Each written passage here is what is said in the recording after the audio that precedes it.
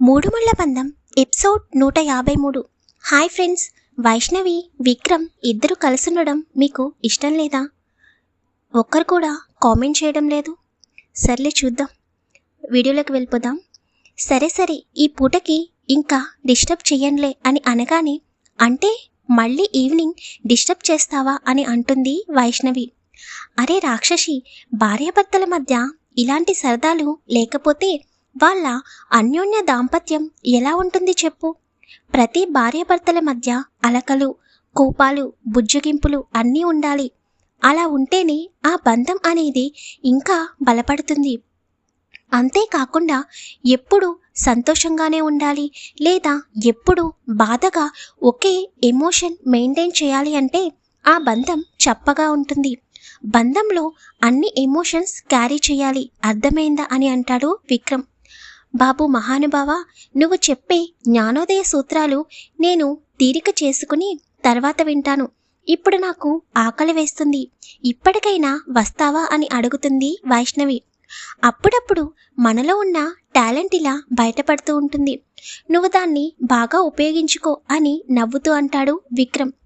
అలాగే విక్కీ, ఈసారి నీ నోటు నుండి ఇలాంటి అమృతమైన మాటలు బయటకు వచ్చేటప్పుడు చెబితే నేను ఒక బుక్కు మరియు పెన్ను పట్టుకుని వాటిని నోట్ చేస్తూ ఉంటాను, సరేనా?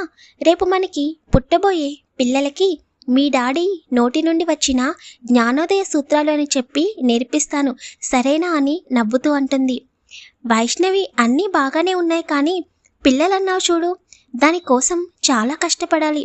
నువ్వేమో అని అంటుండగానే, బాబోయ్ నువ్వు ఈ రోజుకి ఆపవు కానీ నేను రూమ్ నుండి వెళ్ళిపోతున్నాను, నువ్వు ఒక్కడివే ఉండు అని చెప్పి వైష్ణవి వెళ్ళిపోతుండగా వెంటనే విక్రమ్ వైష్ణవి చెయ్యి పట్టుకుని, వద్దు ఇంకేం మాట్లాడను, పద ముందు టిఫిన్ చేసి, చాలా అర్జెంట్ వర్క్ ఉంది మనకి, మనం వచ్చిందే అందుకోసం అని అంటాడు విక్రమ్. అప్పటి వరకు నార్మల్గా మాట్లాడిన విక్రమ్ ఒక్కసారిగా ఎందుకంత సీరియస్ అయ్యాడో అర్థం కాక, ఇంతకీ ఏం పని విక్కీ అని అడుగుతుంది. కంగారెందుకు, డైరెక్ట్గా చూస్తే నీకే తెలుస్తుంది వైషు, అప్పుడు నువ్వు ఎలా రియాక్ట్ అవుతావో చూడాలి అని అనుకుంటాడు మనసులో. అదేం లేదు, వెళ్తాం కదా అప్పుడు చెప్తాలే అని ఇద్దరూ కలిసి బ్రేక్ఫాస్ట్ కంప్లీట్ చేస్తారు. లండన్, అమెరికా మరియు ఇండియా టైమింగ్స్ అనేవి వేరువేరుగా ఉంటాయి. సో ఒక చోట ఉదయం అయితే మరొక చోట నైట్ ఉంటుంది. స్టోరీని బట్టి అర్థం చేసుకోండి. ప్రియా మరియు తరుణ్ ఇద్దరు కలిసి ఆఫీస్ వర్క్ కంప్లీట్ చేసుకుని ఇంటికి వచ్చేసరికి నైట్ అవుతుంది. విక్రమ్ మరియు వైష్ణవి లేకపోవడం వలన మొత్తం వర్క్ అంతా ఇద్దరు చేసి అలసిపోయి ఉంటారు. ఇంకా తరుణ్ ఇంటికి వచ్చిన తర్వాత ప్రియాతో, ఇప్పటికే మార్నింగ్ నుండి చాలా అలసిపోయావు, ఫుడ్ ఏమీ ప్రిపేర్ చేయకు, నేను ఆర్డర్ పెడతాను, నువ్వు వెళ్ళి ఫ్రెష్ అయ్యరా అని చెబుతాడు. ప్రియాకి కూడా ఓపిక లేకపోవడం వలన అలాగే అని చెప్పి తన రూమ్లోకి ఫ్రెష్ అవ్వడానికి వెళ్ళిపోతుంది. తరుణ్ ఫుడ్ ఆర్డర్ పెట్టి ఫ్రెష్ అయ్యి హాల్లోకి వచ్చి కూర్చుంటాడు. కొంత సమయం తర్వాత ప్రియా కూడా వస్తుంది. అలా ఫుడ్ వచ్చిన తర్వాత ఇద్దరు తమ డిన్నర్ కంప్లీట్ చేస్తారు. అన్నయ్య వాళ్ళు లండన్ వెళ్ళారా అని అడుగుతుంది ప్రియా.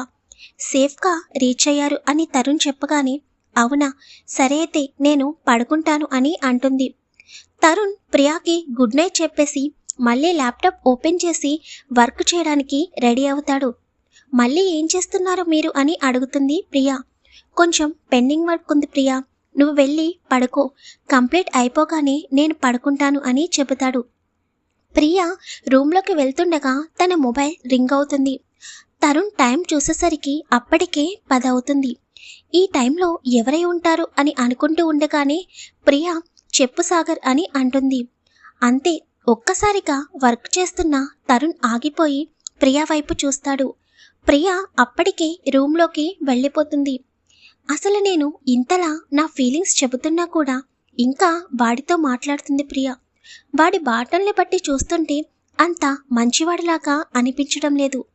ఈ అమ్మాయి అమాయకత్వం వలన వాడు ఏం చేస్తాడో ఏంటో అని తరుణ్ అనుకుని వర్క్ చేసుకుంటూ ఉంటాడు.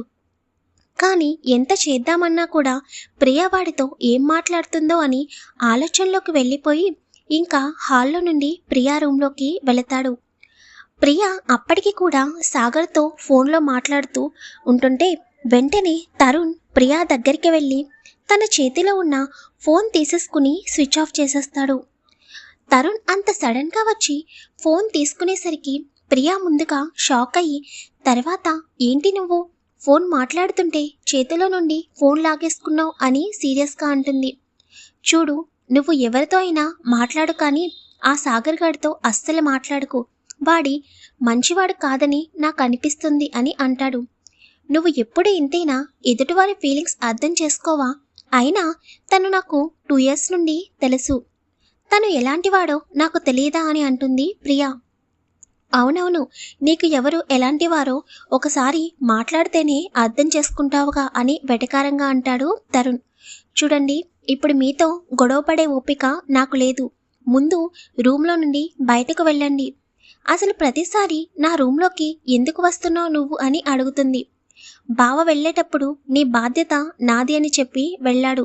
నువ్విక్కడ ఎవరెవరితో ఫోన్లో మాట్లాడుకుంటూ కూర్చుంటే నేనస్సలు ఊరుకోనని అంటాడు తరుణ్. హలో, నా ఫ్రెండ్స్తో మాట్లాడడానికి కూడా నీ పర్మిషన్ నాకు అవసరం లేదు, అర్థమైందా అని ప్రియా అనగానే వెంటనే తరుణ్ ప్రియా చేతిని పట్టుకుని ఒక్కసారిగా మీదకి లాక్కుని, ఏంటి ఊరుకుంటుంటే ఎక్కువ మాట్లాడుతున్నావు? పోనీలే, నెమ్మదిగా చెబితే వింటావని అనుకుంటే ఇంకా కావాలని నాకు కోపం తెప్పిస్తున్నావు అని అంటాడు. లేకపోతే మీరు చేసే పనులు కనిపించడం లేదా? నేను చేసేవి మాత్రమే కనిపిస్తున్నాయా? ముందు ఇక్కడ నుండి వెళ్ళండి అని ప్రియ అనేలోపే తరుణ్ అప్పటికి చాలా కోపంగా ఉండడం వలన వెంటనే ప్రియాని మాట్లాడనివ్వకుండా తన పెదవులతో ప్రియా పెదవులను క్లోజ్ చేసి గాఢంగా ముద్దు పెట్టుకుంటాడు. తరుణ్ చేసిన పనికి ప్రియా ఒక్కసారిగా షాక్లోకి వెళ్ళిపోతుంది. కొన్ని క్షణాల వరకు తనకి ఏం జరుగుతుందో కూడా తెలియడం లేదు. తర్వాత రియాక్ట్ అయ్యి తరుణ్ని కొడుతూ ఉంటుంది. కానీ తరుణ్ మాత్రం అవేమీ పట్టించుకోకుండా ప్రియాని ముద్దు పెట్టుకునే పనిలోనే ఉంటాడు. ఇంకా ప్రియ కొట్టి కొట్టి అలసిపోయి అలాగే బొమ్మలాగా ఉండిపోతుంది. తన కంట్లో నుండి కన్నీళ్లు వస్తాయి. తన కన్నీరు తరుణ్ చెంపన వేడిగా తగులుతుంటే అప్పుడు తన పెదవుల్ని వదిలి ప్రియా వైపు చూసి, నువ్వు నాకు మాత్రమే సొంతం, అర్థమవుతుందా? నువ్వు ఎవరితోనైనా మాట్లాడు, నేను కాదనను. కానీ ఆ సాగర్గాడు మాత్రం మంచివాడు కాదు. నీకిప్పుడు తెలియకపోయినా ఎప్పుడో ఒకసారి తెలుస్తుంది. ఆ రోజు నువ్వే బాధపడతావు అని చెప్పి అక్కడి నుండి కోపంగా తన రూమ్లోకి వెళ్ళిపోతాడు తరుణ్.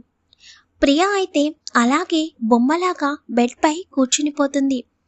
కొన్ని క్షణాల వరకు తనకి ఏం జరిగిందో కూడా అర్థం కాక అలాగే వెనక్కి వాలి కళ్ళు మూసుకుని నెమ్మదిగా నిద్రలోకి జారుకుంటుంది. తరుణ్ మాత్రం రూమ్లోకి వెళ్ళిన తర్వాత గట్టిగా తన చేత్తో గోడని కొడుతూ, ఎందుకు నాకు కోపం తెప్పించి నన్ను నేను కంట్రోల్ తప్పేలాగా చేసావు ప్రియా? నిన్ను ఎంతో ప్రేమగా చూసుకుందాం అనుకున్నాను. నాకు తెలియకుండానే నిన్ను ప్రాణం కన్నా ఎక్కువగా ప్రేమించేశాను. నీకు నేను ఆ విషయం చెబుతున్నా నువ్వు అర్థం చేసుకునే పరిస్థితుల్లో లేవని నేను నవ్వుతూ చెబుతున్నాను తప్ప నీకు నా ప్రేమ ఎందుకు అర్థం కావడం లేదు? నువ్వలా వాడితో మాట్లాడుతుంటే నాకు గుండెల్లో సూదులతో గుచ్చినట్టు అనిపిస్తుంది. వాడి మాటలన్నీ వంకరగా ఉంటాయి. నీకు ఎప్పుడు అర్థమవుతుంది ప్రియా అని బాధపడుతూ బెడ్ మీద అలాగే పడుకునిపోతాడు తరుణ్. హాయ్ ఫ్రెండ్స్, స్టోరీ నచ్చితే తప్పకుండా కామెంట్ చేయండి, వీడియోని లైక్ చేయండి, షేర్ చేయండి, ఛానల్ని సబ్స్క్రైబ్ చేసుకోండి. Thank you.